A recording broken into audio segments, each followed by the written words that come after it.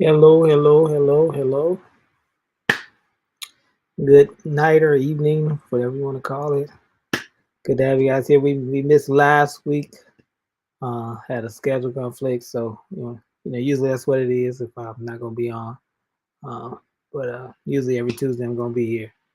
So yeah, tonight I'm excited about tonight. This is one of those nights I believe um, that it's not full of principles and teaching so much, even though I never really teach.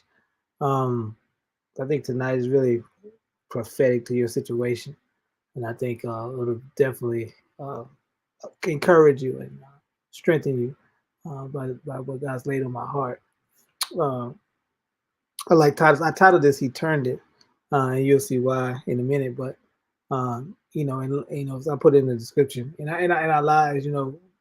I'm a big person. Process, and I believe that everything has a process, and you know, God's blessed me where I'm a pretty patient person. But and I don't get anxious very often. Uh, but there's sometimes where and I don't live my life. Like I said, I don't live my life for miracles. I live my life to live under the blessing of God. You know, uh, I'm not living to from miracle to miracle, and it's almost like living from paycheck to paycheck. Miracles are great, and God does do miracles, and we all need miracles. But I want to live under the blessing of God.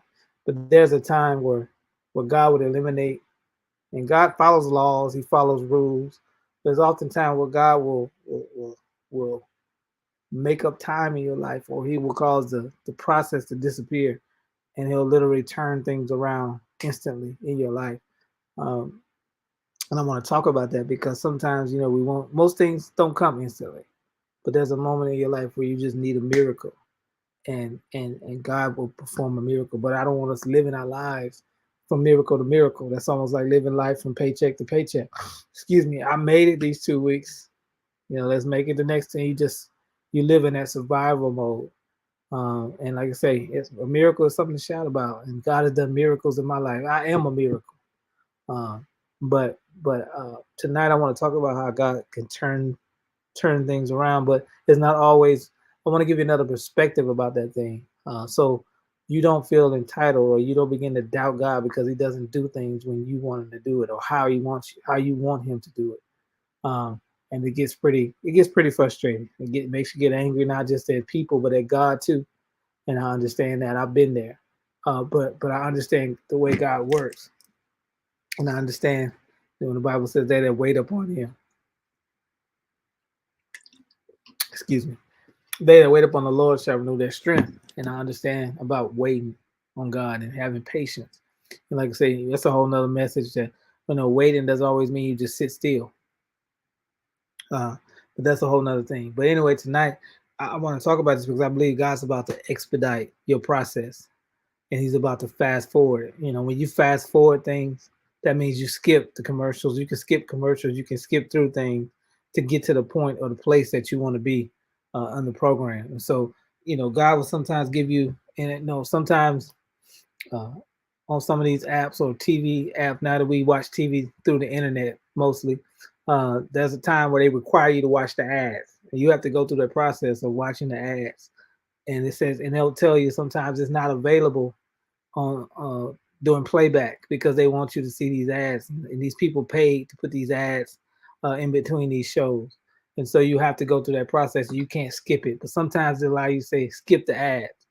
And what God's going to do, He's going to make up time in your life, and He's gonna fast forward through all the fluff and get you to the point where you need to be, and that you'll feel like you hadn't lost time. Some of you feel like you lost time. Some of you feel like you're running out of time, and all these different things are happening in your life. God will turn that thing around, and He will cause a miracle to happen. But there's some principles. There's some things I want you to see in that process. So it's not just as simple as God. Sometimes God has become a busboy or a waiter, where we just say, "I want this," and He just brings it to us. It is that easy, but that's not how God operates, because human beings has to go through this process because we're imperfected. We need the wisdom of God that He can only teach us through process. We need the understanding of God. He can only teach us by taking us through the process. And so, if as much as God would want to hand it to you, He can't hand it to you. So you have to go through this process. But like I say, God will expedite that thing at times in your life, and I believe that God, some of you are at that point where God's going to expedite what's happening in your life, where you can skip through the fluff and skip through some of the things that's happening, and God's going to get you right where you need to be. And so let's get started. And I'm gonna be in John, the second chapter of John, and another familiar passage of scripture when Jesus turned the water into wine. And so, but I want to point out some things with that particular scripture. Uh, let's get to it. So I'm gonna start reading in verse 1. It says, "On the third day there was a wedding in Cana of Galilee, and the mother of Jesus was there." So Jesus' mother was there. Now both Jesus and his disciples were invited to the wedding. And when they ran out of wine, the mother of Jesus said to him, "They have no wine." So let's stop right there. My first point I want to tell you, when I talked about being entitled, just because you run out of resources, it doesn't require a miracle from Jesus. It doesn't always require, I should have put always require a miracle from Jesus. John 2. This is the thing. So just because you're out of resources, or just because you're in a tight situation, sometimes we bring our own situations to us. Sometimes we put ourselves in our situation.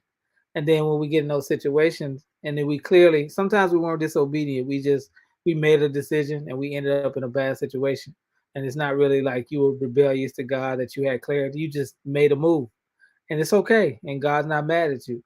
But oftentimes, we think just because we're in a crisis that God is in a crisis. God's not nervous. He's not upset. He's not confused or any of those things. He loves you. He's gonna be there for you. But you got to understand that God is a God of purpose, and understand that the employees don't think like the CEO. God is the CEO. He's the top man, and He's gonna look from a different lens than you're looking. So God is always, as much as He loves us, He's never gonna throw away the big picture for your small detail. He's never gonna, say, I'm going to stop the whole kingdom just to go over here and get you out of your crisis. That, by the way, you probably put yourself in, or you probably, the God says that I have an opportunity to perfect you in this situation. I have an opportunity to teach you some things in this situation. I'm not going to allow that opportunity to get away from me. And so I'm going to hold you captive in your situation until it's time. And so understand this, and this was Jesus' mother, and understand, and you're gonna see how Jesus answered her, and it seems almost kind of rude, but Jesus wasn't being rude. He had a purpose in mind, and so oftentimes we go to God and say, "I've run out of wine, I've run out of patience, I've run out of money, I've run out of my health is running out. Things I have needs." And so we want but we gotta understand, just because we say that doesn't mean Jesus has to respond like we want him to respond. That Jesus has to be at our beck and call every time we say something. And I think sometimes we think God works for us versus we working for God. And we get that thing twisted, and we become entitled, and we like, God's supposed to respond to everything that we say. And we get in church and we shout because we say, I can speak those things that are not as though they were, and I can say these positive confessions and do those things, and God's gonna do it. Yeah, that can happen, but don't forget the process. Don't forget, you have to go through process in your life. You can't exempt process. You can't exempt going through the grind or through the out. If you want to be anointed, you have to go through the olives have to be crushed. There's no other way to get the oil out of the olives unless they're crushed. So there's a crushing that comes with success. There's a crushing that comes with being anointed. Excuse me. Some people are like, I don't care about being anointed. I'm not a preacher. I'm not a man. I don't care. I just need God to come help me. I need God to rescue me. I need God to get me out of this situation. And so they're at this wedding and they ran out of wine. And everybody else is, I'm subject, is kind of panicking, like, oh, we run out. And Jesus is sitting over here, and his own mother comes. And she says they run out of wine. And then this is my second point. In verse 4, this is how Jesus responds to her. He says, "Woman, what does your concern have to do with me?" Now, first of all, The way he addressed her, he said woman. This is his mother. Now, if I had said woman to my mama, she would knock all my teeth out of my mouth. And so, but this shows how much Jesus was about business. He was about purpose. God would always choose purpose over a miracle. God says, you know, and so your miracle has to be tied to the purpose of God. And a lot of times things don't happen because God doesn't respond and perform miracles unless it's tied to the purpose of God. And the purpose of God is His will is for us to be healed. So we don't have to wonder if God wants us to be healed. But there's sometimes in our life where we have to align what we want with God's will. Some things is automatic. We know God desires that we prosper and be in good health, even as our soul prospers. We know some things are automatic that we know God wants, but sometimes we get in the real small details of our lives. Sometimes it's hard to differentiate what God wants and what we want, and what the world wants, and what your mama wants, what your daddy wants, and all these different needs pulling at you, and all these demands that's pulling at you. And it's like I can't decipher what's God and what isn't God. And so they're at this wedding, and they need more wine. And Jesus now addresses his mom and says, what concern has that to do with me? My hour has not come yet. So this shows us that timing is everything. Timing is everything. See, when I was younger, I I didn't understand timing, how important it was. I thought if I just got the right thing, it didn't matter. The timing didn't matter. That it'll all work out. Gotta fix it. Gotta do it. It doesn't matter. I can get in relationships that were out of God's timing. I can get in jobs that were out of God's timing. I can get into business opportunities that were out of God's timing. And I didn't understand the timing of God, but Jesus understood timing. He understood that if he performed certain miracles and did them, that he might get killed too early. He understood his assignment. He understood what had to happen. He understood the big picture. So to his mother, it's like this simple. You the King of Kings and the Lord of Lords. They need wine. You're able to perform miracles. You're able to turn the water into wine. You're able to do whatever. So they're out of wine. So go over there and make some wine. To us, it's simple. But when you have bigger purpose, when you're about purpose and not feeling and not to impress other people, then you look at things differently. And Jesus said, "Woman, what does that have concern to do with me? You know, what does this have to do with me? Just because you're in a crisis, just because you're in a situation where you don't know what to do, what does that have to do with me? Let me know. Just because you're on edge doesn't mean I'm God. I'm never on edge. I'm God. I always see the big picture. I know your ending before your beginning. I'm the beginning and the end. I'm the Alpha and Omega. I'm everything. And so I'm not I'm not in, I'm okay because I know the purpose and plan I have for your life. I know the journey that you need to go on in order to become what I called you to be. And so, but to the people and to us, sometimes like God, just turn the water into wine. That's all I need you to do. I'm not asking for much. Just turn the water into wine. I'm sick of this. I need wine. I need wine. I need you to turn it. I need you to flip this thing quick. This I know office hours might be closed or it might not be, but God, I need you to do it now. I can't wait till the morning. I can't wait. And that's how we feel. Jesus said, "Woman, what does this concern have to do with me? What was your concern? What is your concern?" These things. And this is not saying Jesus is not concerned about our situation. He's just showing his mother that my purpose is bigger than my emotionalism and my relationships on on earth. I gotta please the Father. I'm here to please the Father. I'm here for the will of God. And I see the will of God has to exceed importance in your life more than anything else in your life. You cannot let nothing separate you from your purpose, separate you from why you were called to be. You can't let nobody separate you from being who God called you to be. And Jesus, that's what Jesus was saying. This is because no matter what's going on around and what needs people have and things like, I have a call on my life. And so how does this situation concern me? What do you need me to do? That's what Jesus is saying. He says, my hour hasn't come yet. So I'm not trying to go out here and perform miracles and do things in public. So I'm killed at the wrong time, or so they do something before it's time for it to happen. So I'm gonna lay low. But here, let's keep reading. Let's keep reading. And then his mother said to the servants in verse 5, whatever he says to you, do it. So the next thing I want to point out, obedience dictates what happens next. When you obey God in spite of what it looks like, when you obey God in spite of what other people are saying, when you do what God says do, when it's a contrary to how you feel and contrary to even how you see it,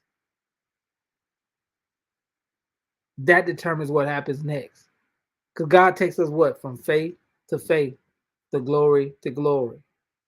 And so when you want God to turn something around, you got to be willing to be obedient when you don't feel like it, when you don't understand it, when God's way looks stupid, when God's way doesn't seem like it makes any sense. You gotta say, God, but here I am, Lord. Your will, not my will. That's what Gethsemane, when Jesus went to Gethsemane before his death, he said, nevertheless, let your will be done. Your will, but not my will. And so because Jesus at that point understood that the purpose of his life and the purpose of the kingdom and what was going on, the big picture.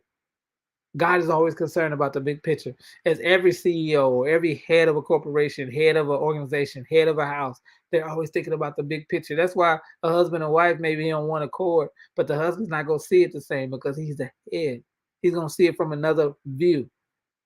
It doesn't mean everybody else's view is not important, but he's going to see that thing from a different angle because of his headship. And so this is what's going on. And then his mother said to the servants, do whatever he says, do. So in this season, she's like, if you want this water to turn into wine, I'm gonna need your obedience. I'm gonna need your submission. I'm gonna need you to submit. No matter how bad it hurts. I don't know how many no how bad that you're frustrated. No matter how bad or angry you may get, I need you to do whatever he says do. You know, y'all get that Ty Tribbett live in Orlando is an awesome album. And he had a song on there, Only One Night though. Because he said, you may be sad, but just only one night. You may be crying, only one night. You may be distressed, but only one night. Weeping man do it for a night. So give the devil his night. He may have you crying. He may have you upset. He may have you want to quit, but only one night. Because in the morning, I'm going to wake up. And all the things that you had me doing overnight are going to be gone away. So devil, you only got one night. I'm not gonna let depression linger on my life. I'm not gonna let discouragement linger over my life. I'm not gonna allow all these things that the devil tries to put on my life to linger around. You only get one night because in the morning joy is coming. In the morning my breakthrough is coming. And so his mother said to the servants, "Whatever he says, do it." So obedience dictates what happens next. And then here's what he told them to do. He says, let me take this off. So he says, now there were set there 6 water pots of stone, according to the manner of purification of the Jews, containing 20 or 30 gallons apiece. Jesus said, and you can break all that down to different things and break the scripture down. It's not what we're trying to do tonight. Jesus said to them, fill the water pots with water, and they filled them up to the brim. And he said to them, draw some out now and take it to the master of the feast. And they took it. So I'm going to stop right there. So the next thing, God will always use what you have to get you what you don't have. And so every time you need something in your life, sometimes you got to say, God, what is it that I have that you want to use to get me what I don't have? Let me say that again. God, what is it that I have that you can use to give me what I don't have? God, I might not have the money, but I got the gifts. God, I might not have this, but I might not have what I actually need, but I have the ingredients. I need a cake. And all I'm looking for is the cake. Sometimes all we looking for, where's the cake? I need a cake. I want a cake to drop from the sky. But God says, no, you have some flour, you have some sugar, you have some butter, you have some flavoring, you have all the things that goes in the cake. If you just look around and look in your cabinets and look at some things, you have everything you need. to get what you want. But we live in this fast food world. I cooked some wings today, and I'm thinking about sometimes we go out to eat or we go grab something because we just don't feel like cooking or we just don't want to go get it. But when you go come back home, you start looking in the cabinets, looking in the refrigerator, everything that you just went and bought, you had the ingredients to make it yourself. You had the ingredients to have whatever you wanted because it was already in the house. And God will always take, sometimes you have everything that you need, but then sometimes God will take the small things that you have and he'll multiply it or he'll cause it to be a stepping stone to what you actually trying to get. And he'll always take what you have to get you what you don't have. And so he told them, you don't have wine, but you have water. Go fill the water pots up. You're looking for wine, so go, but you don't have the wine, but go get the water pot. Go get the water pots and fill them up with water. Because you got water. You don't have wine. I know you're frustrated because you don't have wine, but you forgot about that you have water. You have something. And see, sometimes we feel like we don't have anything. We get discouraged. We don't have nothing going for us. We don't have nobody on our side. We don't have this. We don't have that. And we just get off. Excuse me. We let the devil discourage us, and we feel like we don't have nothing and nothing's going the right way. And it's like God says, you have something. All you need is one thing. He said they needed wine. He said, all I need is the water. That's all I need from you. Because I know you got the water. You won't be asking me for wine if you already had it. So I know you don't have the wine. And that's what you need right now. You need a miracle. You got all these people at this wedding and you need that. You ran out of wine. You don't have everything that you need. The demand is outweighed the supply. And so, yeah, and you need a miracle. So what am I to do in this moment?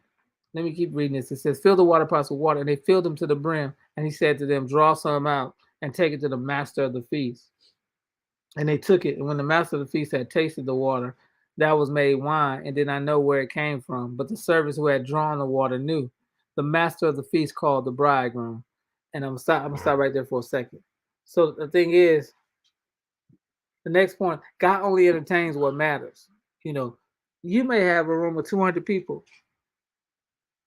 but God will take that one person that actually matters, that actually can help you, that actually can make something happen and actually expedite your miracle or expedite what you're trying to do in your life. He'll make that one person see you. He'll make that one person, he'll entertain that one person. And what God is trying to tell you, see, God was Jesus when he was on earth. I'm saying Jesus because I want you to see it from Jesus as the Jesus perspective, God in the flesh and the earth.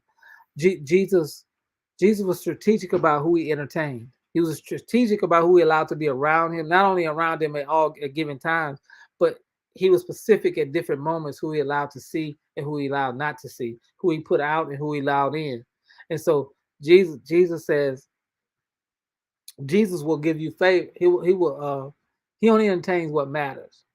You know, at the end of the day, you on a job. At the end of the day, only thing that matters is who signed those checks.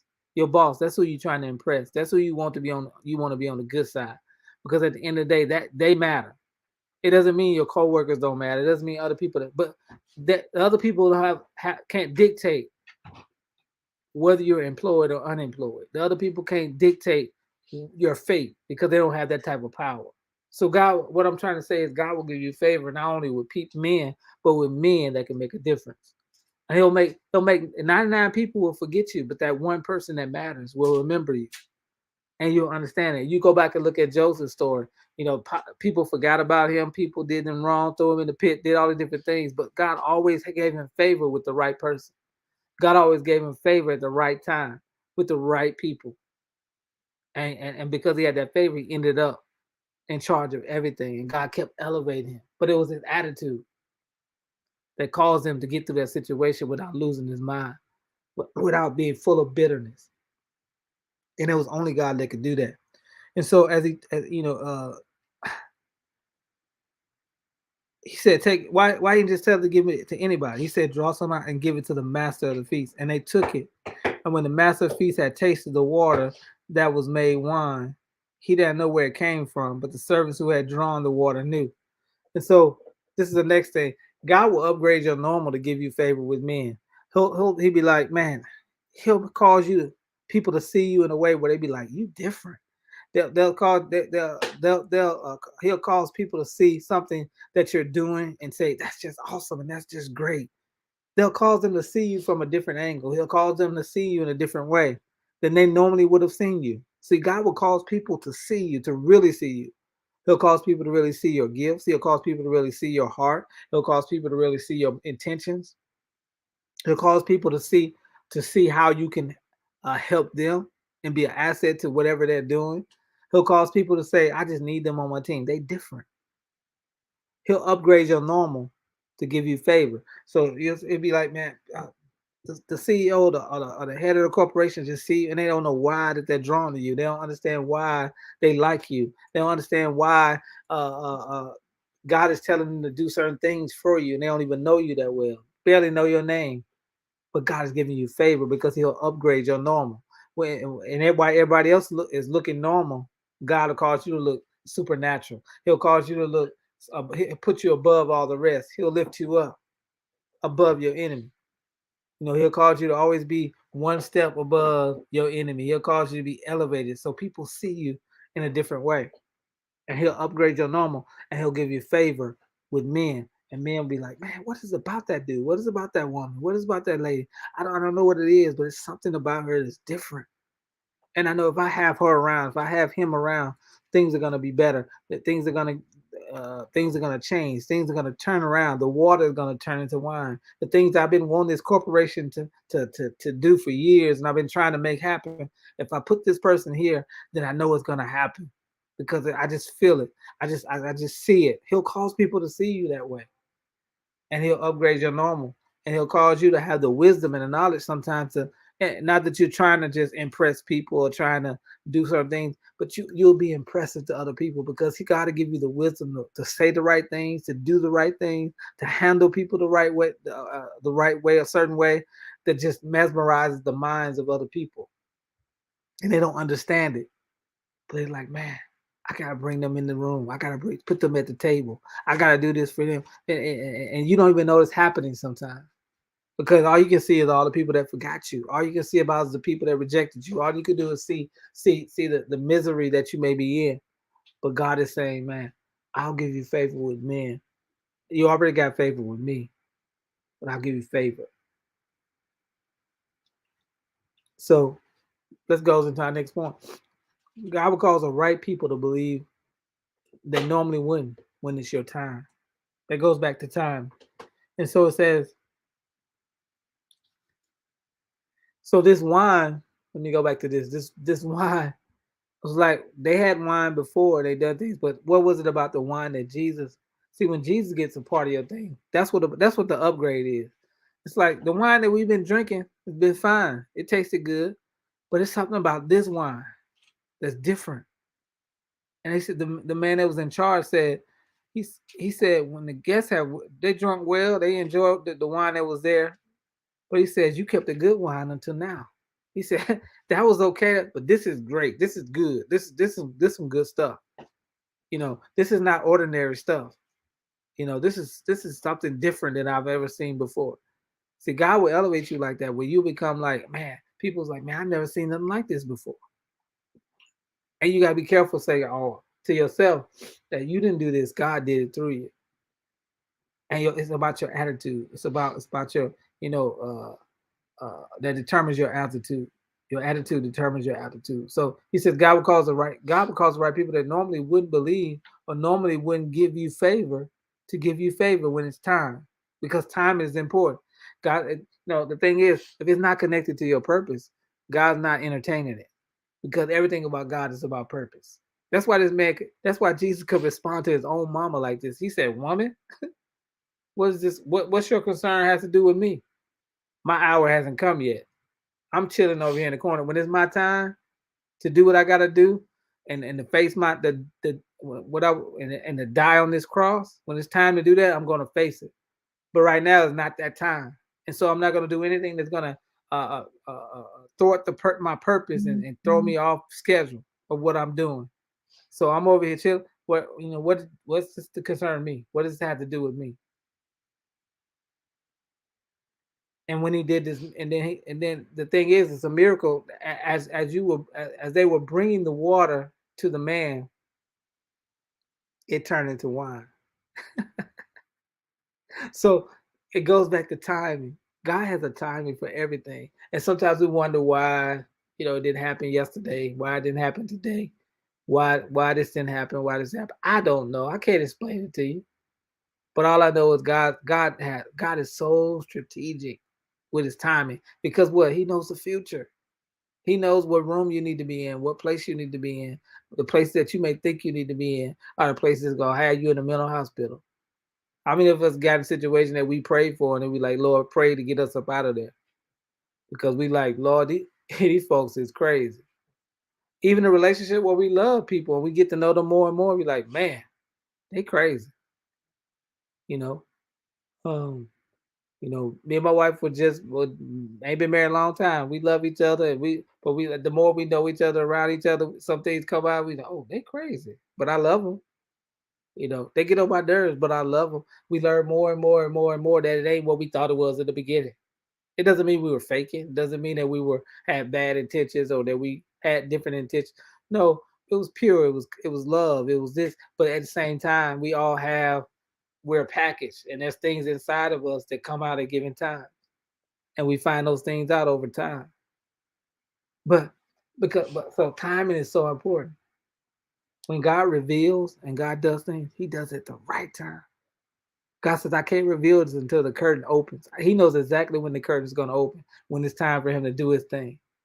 He's like an actor. The actors just stay behind the curtain. They don't do nothing until that curtain opens because they know if they do it behind the curtain, nobody sees it. It's not what the purpose of them doing it wouldn't make sense because nobody sees it. The purpose is for them to entertain. So we can't do it until the curtain opens. And so what I'm trying to tell you is God will turn the water into wine, but it's in His time. And it upsets us, it upsets me, it upsets us all because we like, God, this is so simple. It's like somebody saying, you're looking at somebody saying, I'm thirsty, and they got a big gallon of Deer Park right there. Like, give me some water. It's that simple. But it's not always with God because he's got his agenda is so much bigger than ours. That's what he talked about. My ways are not your ways. My thoughts are not your thoughts. God's like, it's like right now, billionaires are not thinking about stuff I'm thinking about. I guarantee you there's no billionaire out there thinking about how they go pay their light bill. Not that I'm thinking about that right now. But my issues are not going to be the same because they're on a whole different level of living that I'm on. And so they have other problems. They have bigger problems probably than I have. But some of the problems that I have, they're never going to have simply because they're billionaires. They don't have to worry about, they're not hiring their car from the repo man because it's probably paid for, or they can afford it. They're not living a life where they got to live from day to day or worry about material things. But doesn't mean they don't have issues and have problems.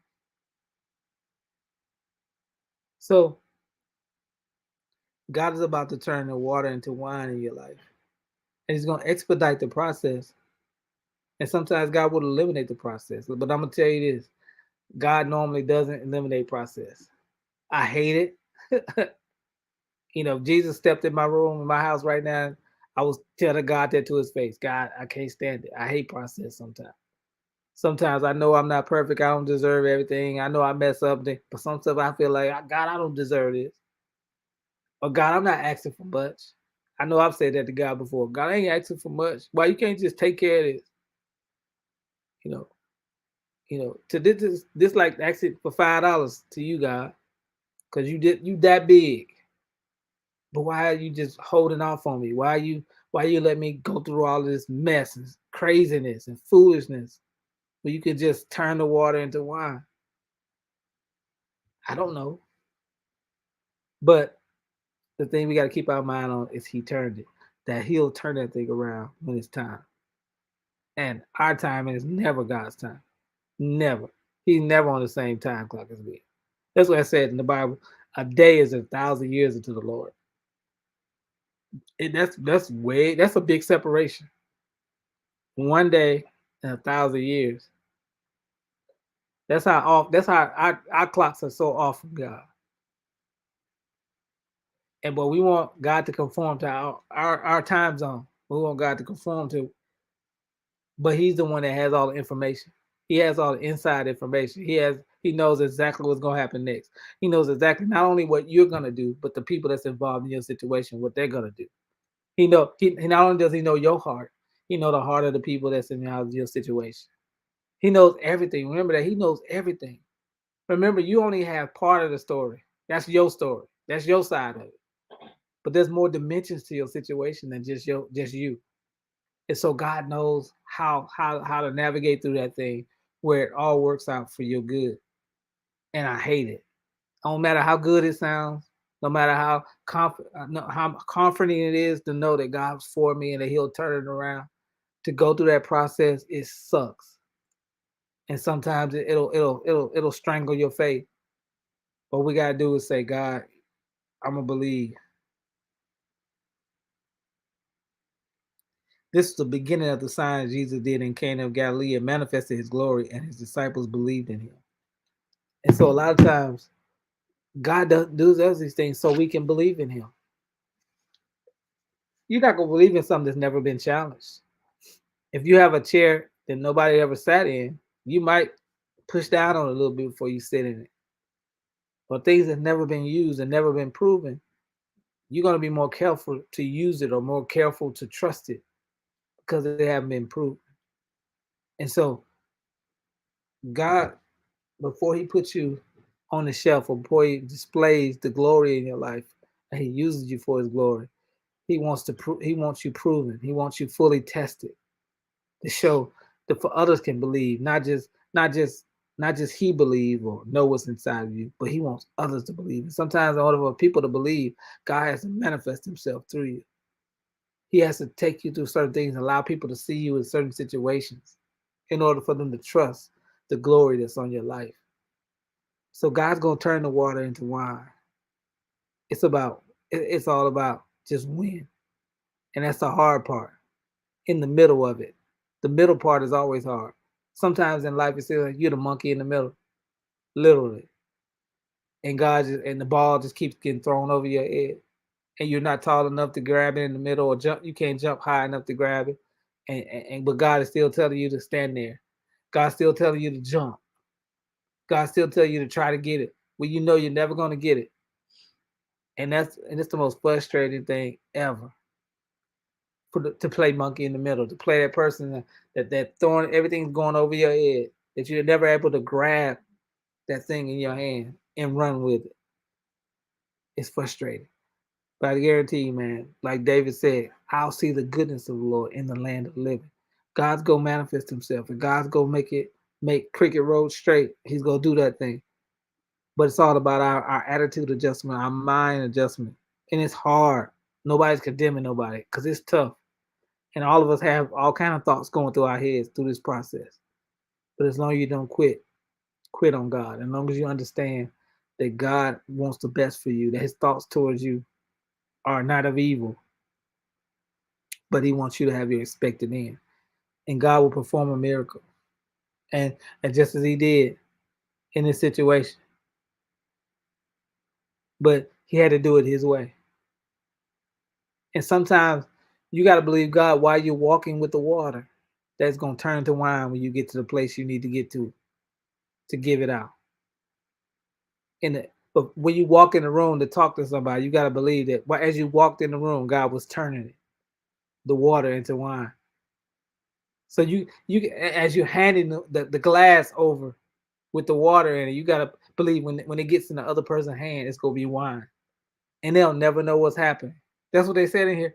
The other people didn't know, but the disciples knew what was going on because they knew they had ran out of wine. And all they could do, but the thing is, the key to this whole thing was they obeyed. Even in the midst of their confusion, even in the midst of their frustration, even in the midst of whatever they was going through emotionally or mentally, they put that water in those pots. They did whatever Jesus told them to do. And when they did that, That's when the water was. That's when Jesus said, "I can turn the water into wine," because they're mature enough to obey me. They're not wise enough or mature enough to understand everything that I'm doing, to understand my ways all the time. But they're mature enough to do what I told them to do, no matter how stupid they may think it may be, no matter how humiliating it may be. But when I do what Jesus did, when the curtains open, I guarantee you I won't have water in my hand. I'll have wine because God's gonna turn that thing around. Ty Tribbett got that song. He turned it. God's gonna turn it for you in your life. But you got to go through these steps. You got to go through these things of knowing you can't be entitled, but you can't expect God's best. Know that timing is everything. Know that obedience dictates what happens next. Know that God would always use what you have to get you what you don't have. God only entertains what matters. And another thing I said was God will upgrade your normal to give you favor with men. And then the last point I said was God will cause the right people to believe that normally wouldn't when it's your time. And so that's what God's about to do in your life. He's about to do something supernatural that you never seen him do before.